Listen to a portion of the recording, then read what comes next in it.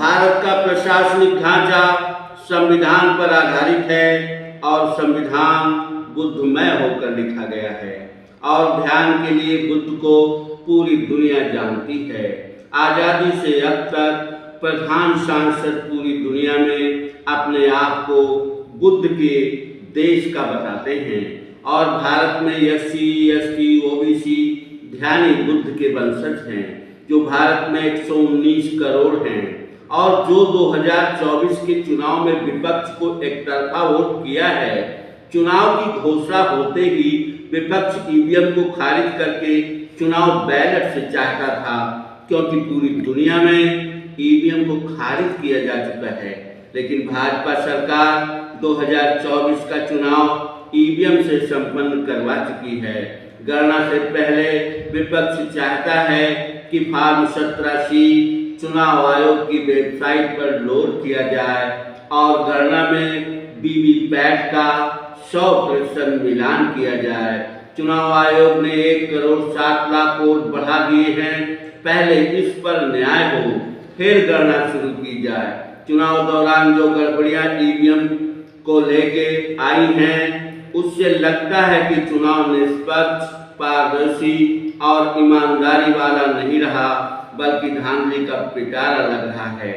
भारत की जांच एजेंसियां और चुनाव आयोग सरकार की गोद में मीडिया की तरह चले गए हैं। भारत का पूजनीय महान न्यायपालिका इलेक्टोरल बॉन्ड को असंवैधानिक करार दिया, जो दुनिया का सबसे बड़ा खतरनाक स्कैम था।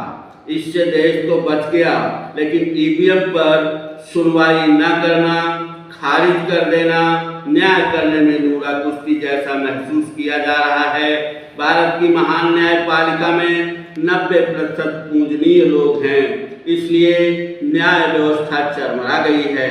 अंग्रेजों ने सही कहा था कि आप में न्यायिक चरित्र नहीं होता, आप अपना पराया देखकर न्याय करते हो। अंबेडकर और लोहिया भी आपको अंग्रेजों से ज्यादा खतरनाक मानते थे।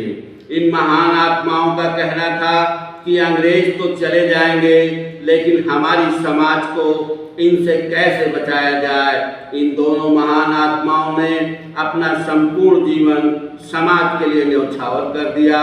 डॉक्टर अंबेडकर और डॉक्टर लोहिया के दौर में पहला और दूसरा विश्व युद्ध हुआ। युद्ध के दर्दनाक हालातों को देखकर डॉक्टर लोहिया ने विश्व संसद और विश्व सरकार की परिकल्पना की, जिस परिकल्पना को 2024 में इंडिया गठबंधन की सरकार बनते ही सपा प्रमुख परिकल्पना पर काम शुरू करेंगे। कांग्रेस के राहुल जी भारत में तो मोहब्बत की दुकान खोलने जा रहे हैं, अब सपा प्रमुख के साथ पूरी दुनिया में मोहब्बत की दुकान खोलने का काम शुरू करेंगे, ताकि दुनिया के युद्ध रोके जा सके और दुनिया में शांति स्थापित की जा सके और दुनिया में तीसरा विश्व युद्ध ना हो और दुनिया को बचाया जा सके। अगर ऐसा नहीं हुआ तो 21वीं सदी दुनिया की आखिरी सदी हो जाएगी।